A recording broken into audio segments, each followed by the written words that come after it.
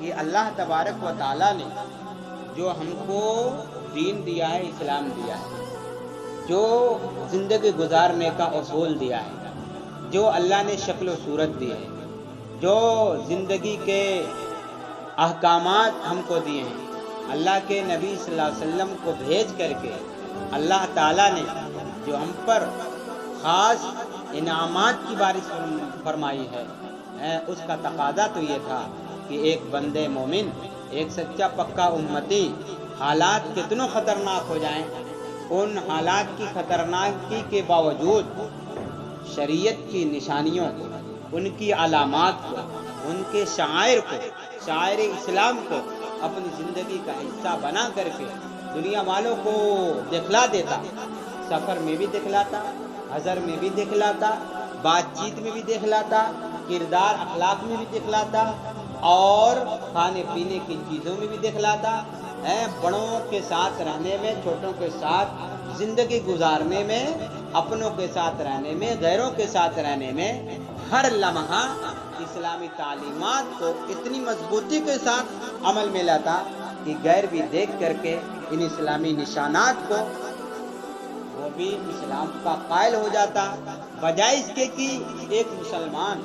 اپنے عمل و کردار سے، اپنے اخلاق سے، اپنی عبادات سے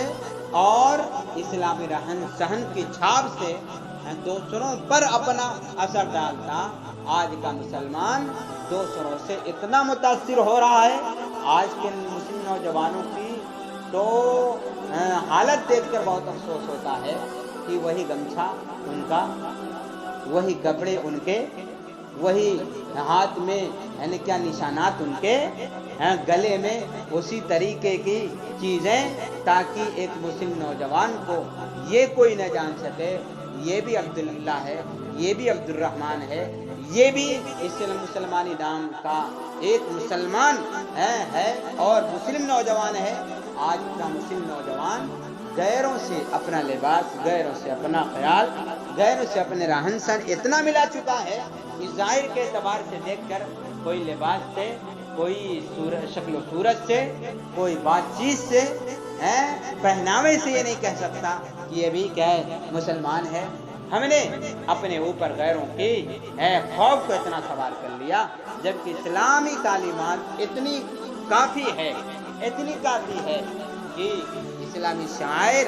کو اگر ایک مسلمان اپنائے تو اس میں یہ کشش ہے دوسرا دیکھ کر کے اس اسلامی تعلیمات کا، اسلامی رنگ کا وہ دیوانہ ہو جائے۔ لیکن آج ہم نے اپنے رنگ کو چھوڑ کر دوسروں رنگ کو اپنانا شروع کر دیا۔ آج حالت یہ ہو گئی کہ مسلمان پوری دنیا کے اندر حیران و پریشان ہے۔ اس سے نکلنے کا ایک حل ہے کہ مسلمان رنگ اسلام کو اپنا لے، اختیار کر لے،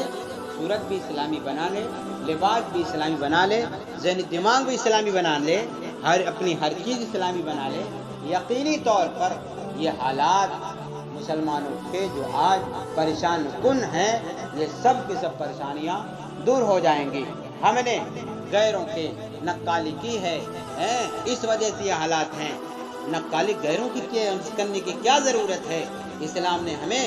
خود اپنے طریقوں کو نقل کرنے کے لیے کہا ہے۔ پیارے نبی صلی اللہ علیہ وسلم کے طریقے کو نقل کریں، دیکھیں پھر دنیا میں اور آخرت میں کیسے کامیابی ملتی ہے۔ اسی شکل صورت کی ضرورت ہے، اسی لباس کی